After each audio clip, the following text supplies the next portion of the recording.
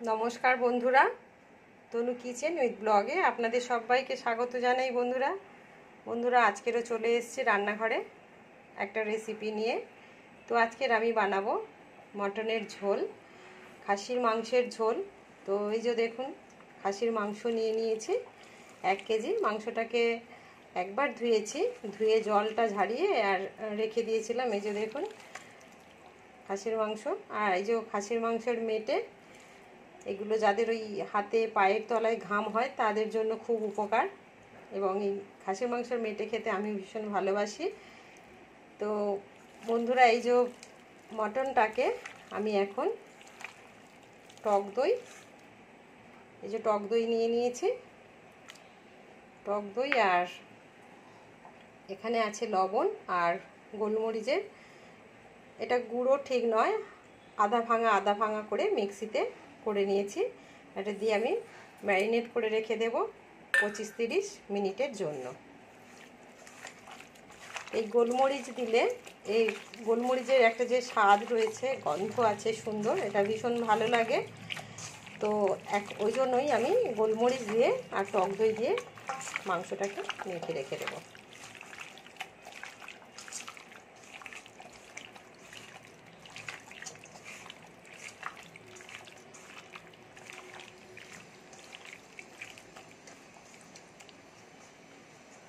পঁচিশ থেকে 30 মিনিটের জন্য আমি ঢাকা দিয়ে রেখে দেব। ততক্ষণ এই মাংসের জন্য যা যা মশলা লাগবে সেগুলো রেডি করে নেব। তো বন্ধুরা, মাংসটা ম্যারিনেট করা হয়ে গেছে। আর এখানে আমি কিছু মশলা নিয়েছি, রসুন নিয়েছি, আদা আর কাঁচা লঙ্কা, আর একটা মিক্সির জার নিয়েছি। এগুলো আমি আলাদা আলাদা করে পেস্ট করে নেব। তো রসুনটা খুব একটা পেস্ট করব না, একটু গোটা গোটা করে থেতো থেতো করার মতো করে নেব। আর আদা আর লঙ্কাটা একসাথে ভালো করে পেস্ট করে নেব। তো এই যে দেখুন বন্ধুরা, মশলাটা রেডি করা হয়ে গেছে। এখানে গ্যাস জ্বালিয়ে আমি একটা কড়াই বসিয়ে দিয়েছি, সর্ষের তেল দিয়ে দিয়েছি। তেলটা গরম হয়ে গেছে, এবার কেটে রাখা আলুগুলো একটু ভালো করে ভেজে নেব।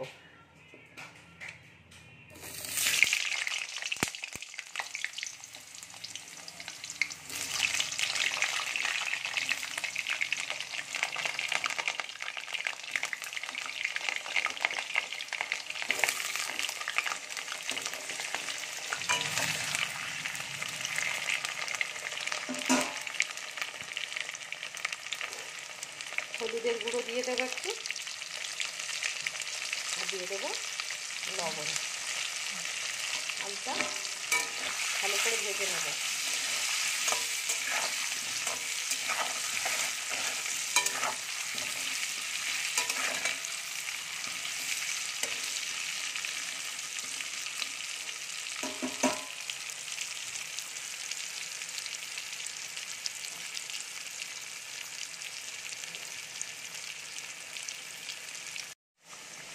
আলুটা ভাজা হয়ে গেছে, আর আলুগুলো তুলে নেব।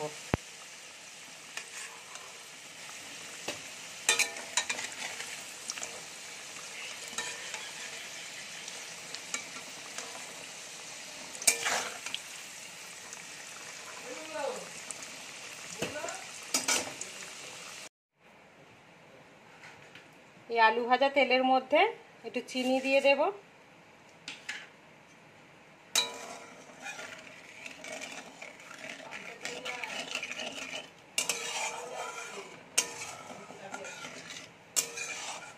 চিনিটা দিলে কালারটা ভালো আসবে, ওই জন্য চিনিটা দিয়ে দিলাম।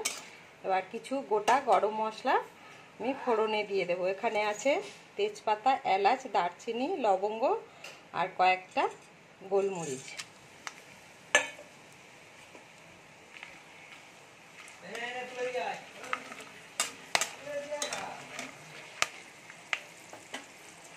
কুচিয়ে রাখা পেঁয়াজ দিয়ে দেব।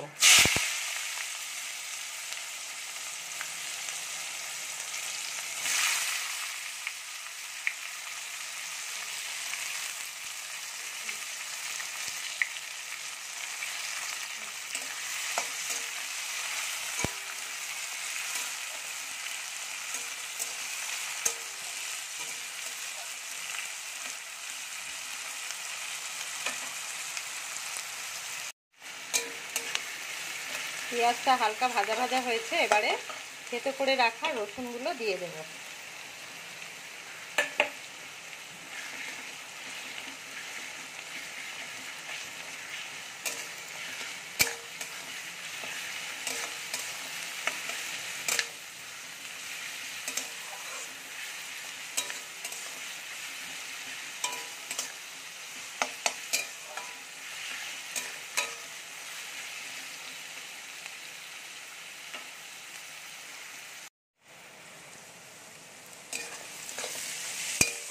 রসুনটা ভাজা হয়ে গেছে, এবারে আদা আর কাঁচা লঙ্কার পেস্টটা দিয়ে দেব।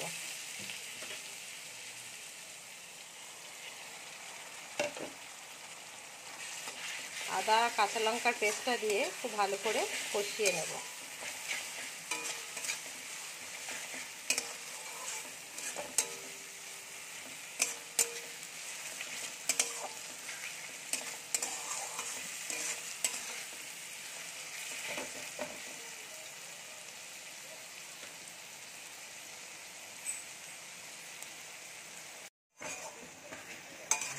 আদা আর কাঁচা লঙ্কার পেস্টটা ভালো করে কষিয়ে নিয়েছি। এবারে এখানে একটা মশলা গুলিয়ে রেখেছি, হলুদের গুঁড়ো, লঙ্কার গুঁড়ো, জিরের গুঁড়ো আর ধনের গুঁড়ো, এগুলো দিয়ে দেব। ভালো করে আবার কষিয়ে নেব।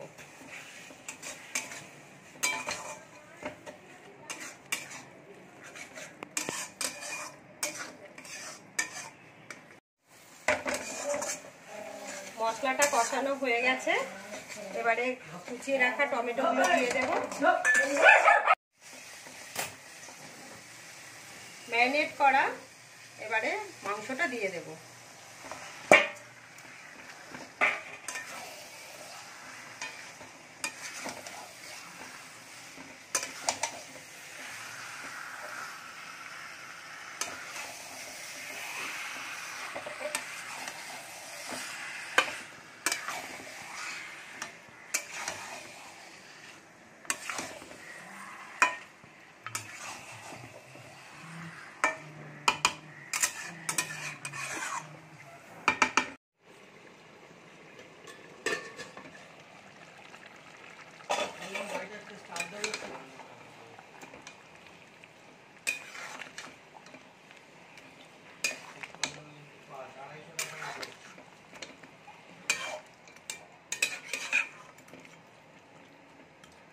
মাংসটার থেকে কতটা জল বেরিয়েছে দেখুন। এই জলটাকে পুরো একদম কষিয়ে কষিয়ে শুকিয়ে নেব।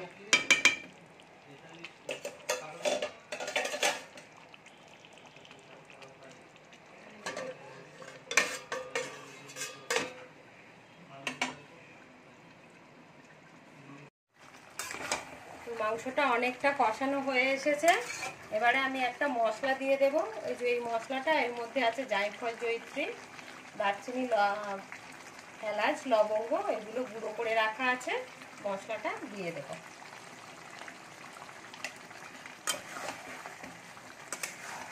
এইভাবে খাসির মাংসটা বানালে খুব দারুণ খেতে লাগবে। আপনারা অবশ্যই এইভাবে বাড়িতে একবার বানিয়ে খেয়ে দেখবেন এবং কমেন্ট করে জানাতে ভুলবেন না আপনাদের কেমন লাগলো।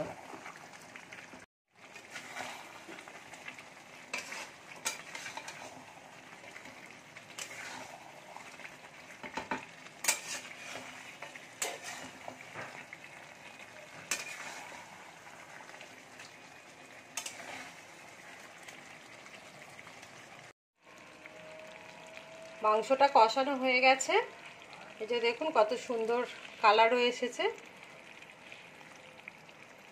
আর এখানে একটা কুকারে আমি জল গরম বসিয়ে দিয়েছি, আর মাংসগুলো কুকারে দিয়ে 3টে থেকে 4টে সিটি দিয়ে নেব। ভেজে রাখা আলুগুলো দিয়ে দেব।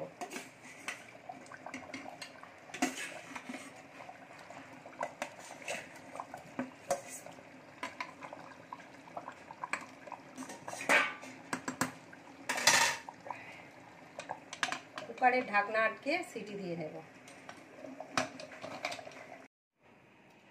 তো দেখুন বন্ধুরা, আমি কুকার থেকে ঢেলে নিয়েছি। তো মাংসটার রঙটাও দেখুন কত সুন্দর এবং খুব সুন্দর সেদ্ধও হয়েছে। তো আজকের মতো ভিডিওটা আমি এখানেই শেষ করব। দেখা হবে অন্য কোনো দিন অন্য কোনো রেসিপি নিয়ে আমার এই চ্যানেলে। সবাই ভালো থাকবেন, সুস্থ থাকবেন, সঙ্গে থাকবেন।